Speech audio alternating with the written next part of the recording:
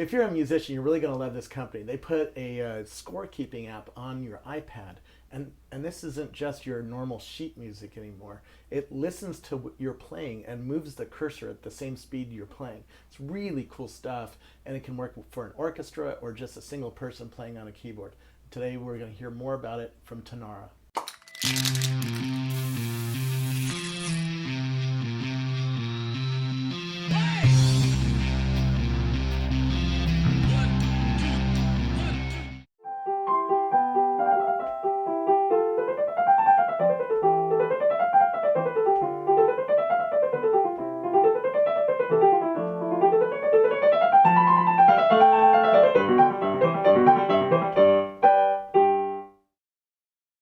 Who are you?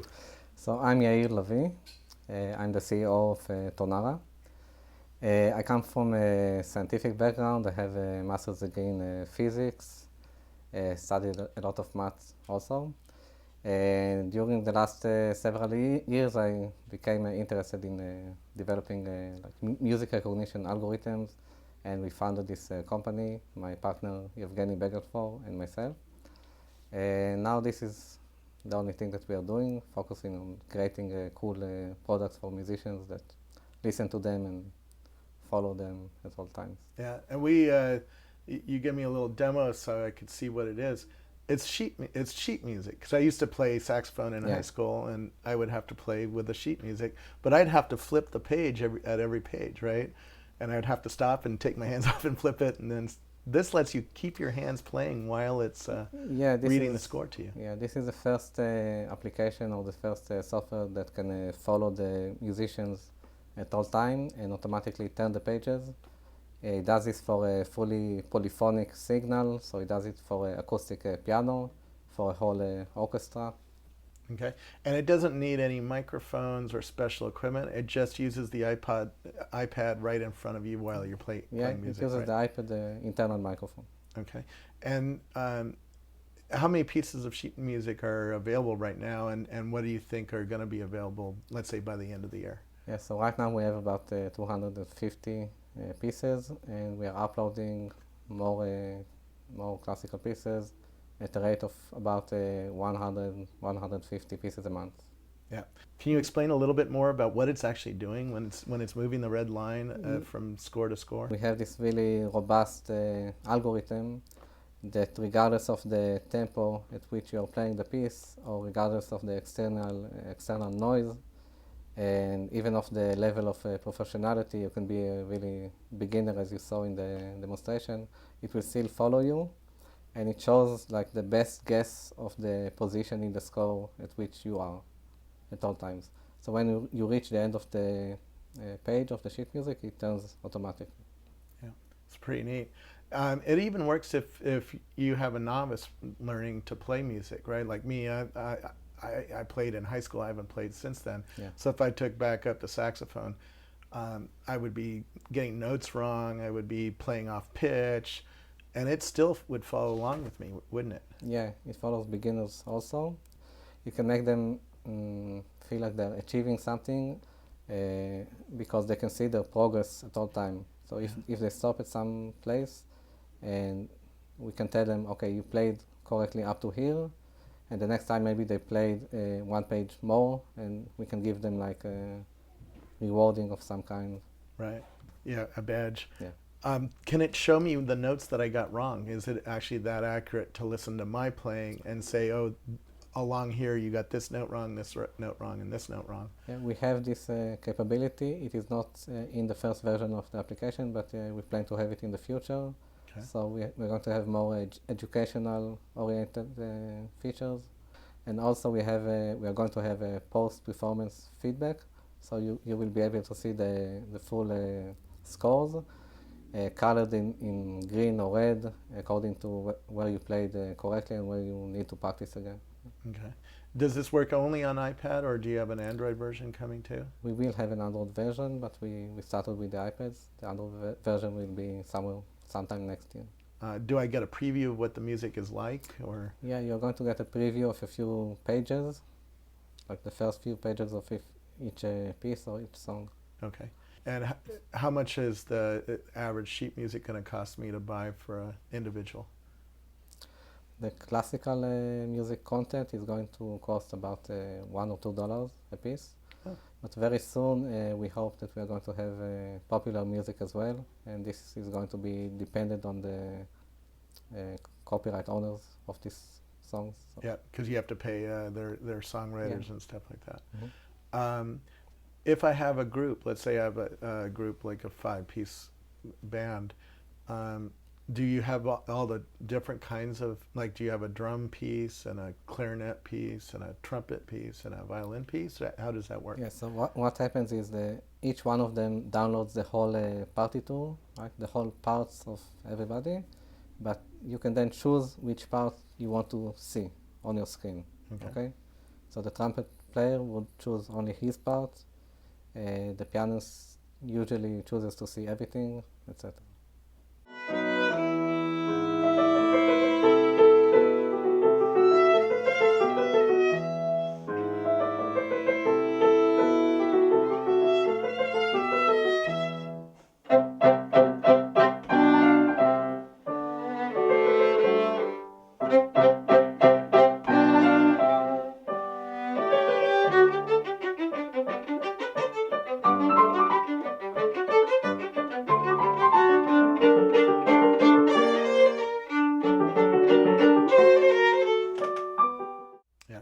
And can it include singing as well? Yes, it works with the songs as well. They don't speak for us.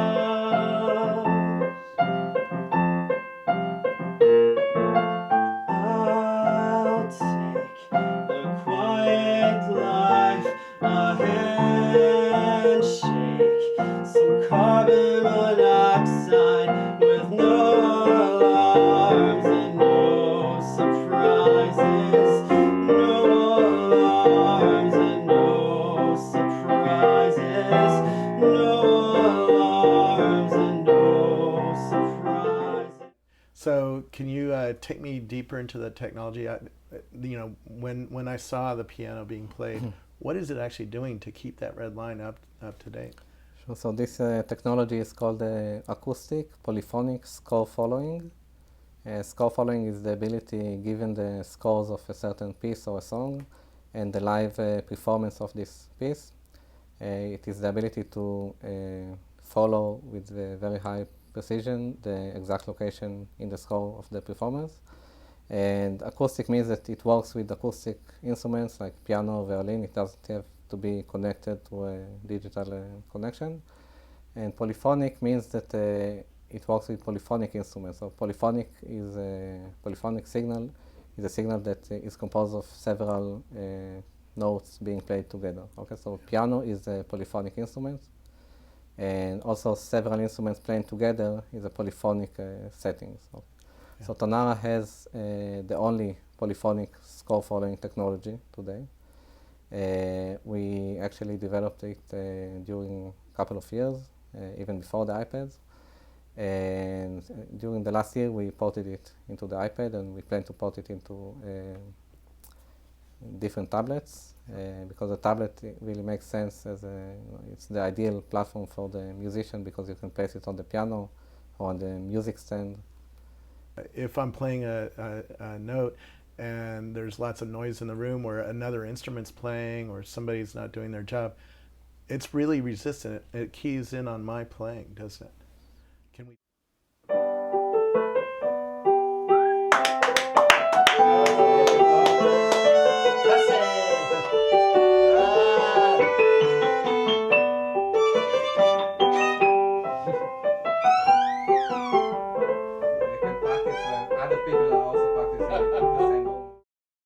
That's really pretty cool to be able to listen to the music and be able to ignore all of the room noise.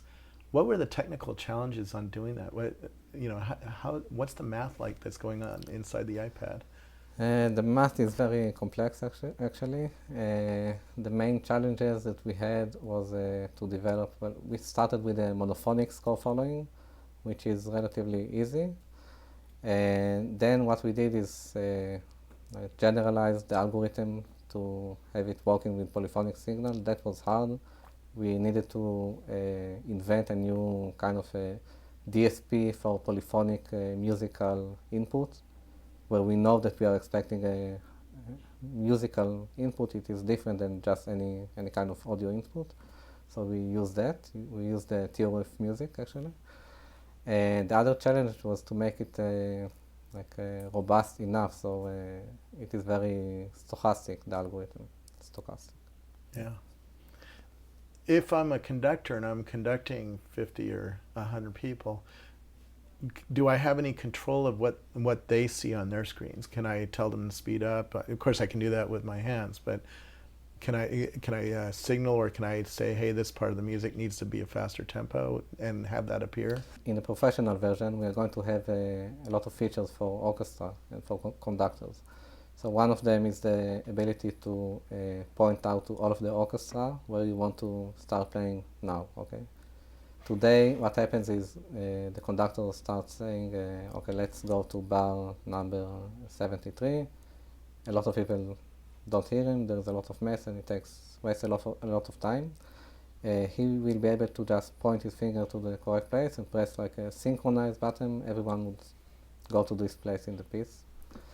And another thing that we're going to have is the ability to add what we call scribbles over the notes. So it's a layer of musical notations, or even your own in your own words what you want to emphasize. So he can, scribble his remarks over the score and share this layer, so every one of his students can see his remarks. Yeah. Okay.